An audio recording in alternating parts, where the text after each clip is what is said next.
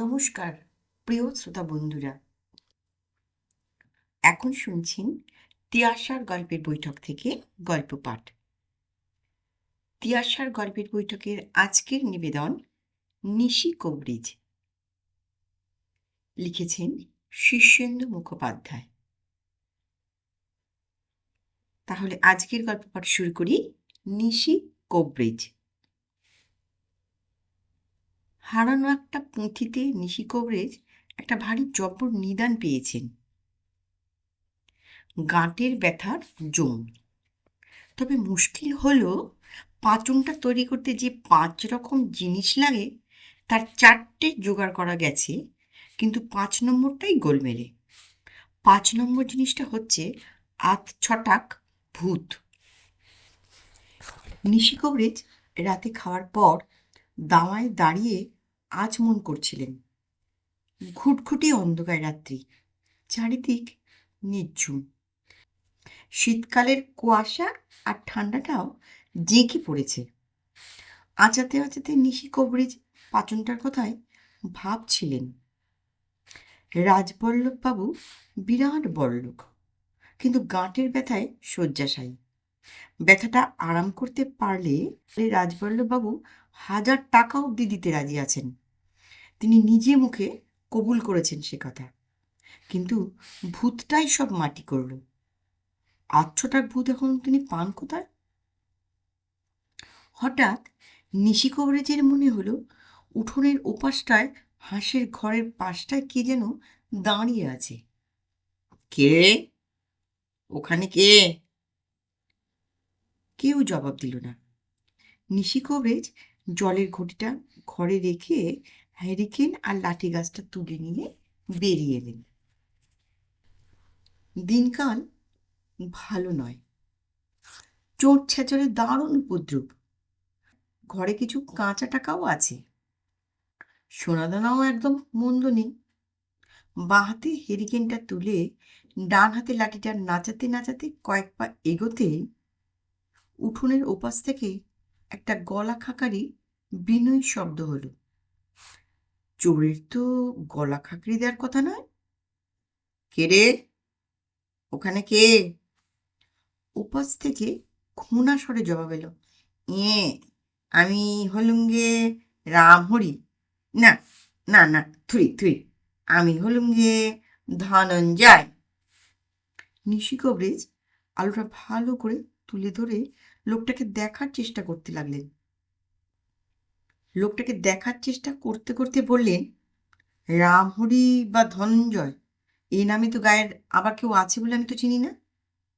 কোথা থেকে আসা হচ্ছে শুনি? আর দরকারটাই বা কি? রুগী দেখতে হলে রাতে বিশেষ সুবিধা হয় না বলে রাখছি, দিনের বেলা এসো। কে যেন বলে উঠল, আগে ওসব কিছু নয়। নিশি কবরিজ লোকটাকে ঠিক ঠাউর করতে পারছেন না। তার চোখের জোর কিছু কম নয়। হেরিকেনেও কালি পড়েনি, তবু ভালো মতো লোকটাকে দেখতে পাচ্ছেন না। শুধু বুঝতে পারছেন হাঁসের ঘরের পাশে খুব কালো একটা লম্বাপনা ছায়া আছে কি যেন। নিশি কবরিজ মনে মনে ভাবলেন, চোখের বোধহয় একেবারে 12টা বাজলো এতদিনে। না, কাল থেকে চোখে ত্রিফলার জল 3 বেলা করে দিতে হবে। নিশি কবরিজ বললেন, রুগীর ব্যাপার নয় তো এত রাত্রে কি চাও এখানে? চোর টোর নাও তো বাপু?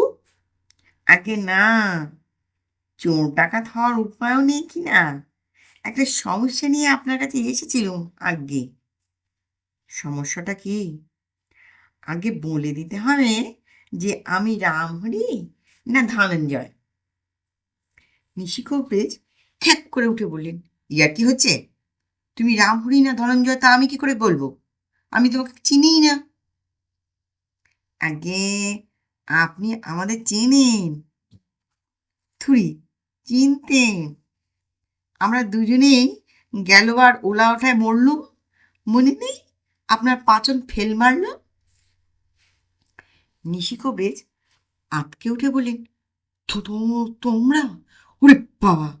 আগে ভয় পাবেন না, আমরা ভারী দুর্বল জিনিস। নিশি কবরিজ কাঁপতে কাঁপতে বললেন, পাচনের দোষ নেই বাবা, সবই কপালের ফের, আমাকে তোমরা মাপ করো। আগে সেজন্য আমি আপনাকে দুষতে আসিনি, ভয়ের কিচ্ছুটি নেই, কিন্তু সমস্যা একটা দেখা গিয়েছে। ভূত হওয়ার পর আমরা সব কেমন যেন ধোঁয়াটা মার্কা হয়ে গেলুম। শরীর টরীর তো কিছু নেই, তবে কি করে যেন আছি। তা আমরা, অর্থাৎ আমি আর ধনঞ্জয়, মানে আমি আর রামহরি, মানে কে যে কোনজন তা বলা মুশকিল। তা আমরা দুজন খুবই মাখামাখি করি, খুব বন্ধুত্ব ছিল তো দুজনে।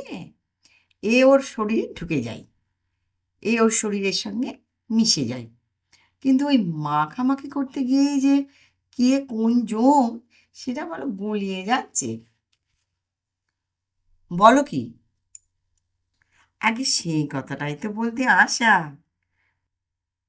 দুজনে প্রায় ঝগড়া লেগে যাচ্ছে। কখনো আমি বলি যে আমি রামহরি, ও ধনঞ্জয়। কখনো বলে যে ও রামহরি, আমি ধনঞ্জয়। নিশিকোবরেজ এই শীতেও ঘামছিলেন। হাতের হেরিকেন আর লাঠি দুই ঠক ঠক করে কাঁপছে। পেটের ভেতরে গুড়গুড় করছে, মাথা ঘুরছে, কিন্তু হঠাৎ তার মনে পড়ে গেল গাঁটের ব্যথার পাচনটার জন্য আচ্ছটা ভূত তো লাগবে। নিশিকোবরেজ একগাল হাসলেন। তার হাত পায়ের কাঁপুনি বন্ধ হলো। গলা খাঁকড়ি দিয়ে বললেন, এ আর বেশি কথা কি? তবে এখন তোমার যেমন বেগুন পোড়ার মতো চেহারা হয়েছে, তাতে তো কিছু বোঝবার উপায় নেই। একটু ধৌত করা দরকার। বেশি কষ্ট হবে না, একটা পাচনের মধ্যে মিনিট 10 সেদ্ধ করে নেব তোমাকে, তাতেই আসল চেহারাটা বেরিয়ে আসবে। বটে, বলে কালো জিনিসটা এগিয়ে এলো। নিশিকোবরেজ আর দেরি করলেন না। নিশুত রাতেই পাচনটা উনুনে বসিয়ে কোমর বেঁধে লেগে গেলেন। ভূতটা সেদ্ধ হতে হতে মাঝে মাঝে মাথা তুলে বলে, হলো? নিশিকোবরেজ অমনি কাঠের হাতাটা দিয়ে সেটাকে ঠেসা দিতে দিতে বলেন, হচ্ছে হচ্ছে, এত তাড়াহুড়ো করলে কি হয়? তোমার তো আর গায়ে ফোস্কা পড়ে যাচ্ছে না গহে। পাচনটা ভোর রাতে তৈরি হয়ে গেল। আর আশ্চর্যের বিষয়, ভূতের ঝুলকালো রংটাও একটু ফ্যাকাশে মারল। নিশিকোবরেজ খুব ভালো করে জিনিসটাকে নিরীক্ষণ করে বললেন, আরে তুমি তো রামহরি। ভূতটা এক কথায় ভারী খুশি হয়ে বলল, আগে বাঁচালেন। ধনঞ্জয়ের কাছে রামহরি শতনিক টাকা পেত কি না, ভারী দুশ্চিন্তা ছিল আমার। পেন নাম হই আজ্ঞে, বলে ভূতটা আবার মিশে গেল। নিশিকোবরেজ পাচনটা বোতলে পুড়িয়ে নিশ্চিন্ত মনে তামাক খেতে বসলেন। বড্ড ধকল গেছে। নমস্কার। গল্পটা কেমন শুনলেন? গল্পটা যদি ভালো লাগে অনুগ্রহ করে একটা লাইক করতে ভুলবেন না। আর আমার গল্পের চ্যানেলে নতুন শ্রোতাবন্দী হলে চ্যানেলটিকে সাবস্ক্রাইব করে বেল আইকনটি অন করে রাখবেন।